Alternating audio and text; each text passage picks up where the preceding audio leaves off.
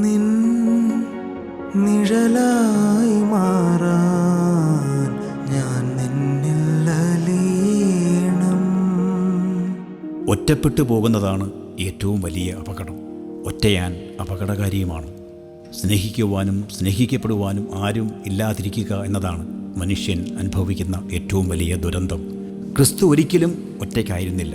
പുറമേ അങ്ങനെ കാണുമ്പോഴും പിതാവിൻ്റെ കൂടെയായിരുന്നു. ദൈവം ഒറ്റയ്ക്കല്ല, തൃത്വമാണ്. ഒറ്റപ്പെട്ടു പോകുവാൻ ക്രിസ്തു തൻ്റെ ശിഷ്യരെ അനുവദിക്കുന്നുമില്ല. ടീമിനെ തിരഞ്ഞെടുത്തു, ഗ്രൂപ്പിനെ ഒഴിവാക്കി. ടീമിൽ ആരൊക്കെയുണ്ട്, എത്ര പേർ ഉണ്ട് എന്നറിയാം. സാർത്ഥവാഹക സംഘത്തെ അയക്കുമ്പോഴും 2 പേരെ വീതം അയച്ചു. പരസ്പര സഹായവും തുണയും പാഠപുസ്തകവുമാകുവാനും രഹസ്യങ്ങൾ ഉണ്ടാകാതിരിക്കുന്നതിനു വേണ്ടിയായിരുന്നു അത്. ദൈവനാമത്തിൽ 2-3 പേർ ഒരുമിച്ച് കൂടിയാൽ അവിടെ ദൈവമുണ്ടല്ലോ. ഒറ്റപ്പെട്ടു പോയ ഹൃദയ പരമാർത്ഥതയുള്ളവരെ തിരിച്ചറിഞ്ഞ് ക്രിസ്തുവെന്നും ചേർത്ത് പിടിക്കുന്നു. നമ്മുടെ കൂടെ ദൈവവും സഹോദരങ്ങളും ഉണ്ടാകട്ടെ, അവരുടെ കൂടെ നമ്മളും ആയിരിക്കട്ടെ. അതാണ് ഉപവാസവും നോമ്പുകാല ചൈതന്യവും.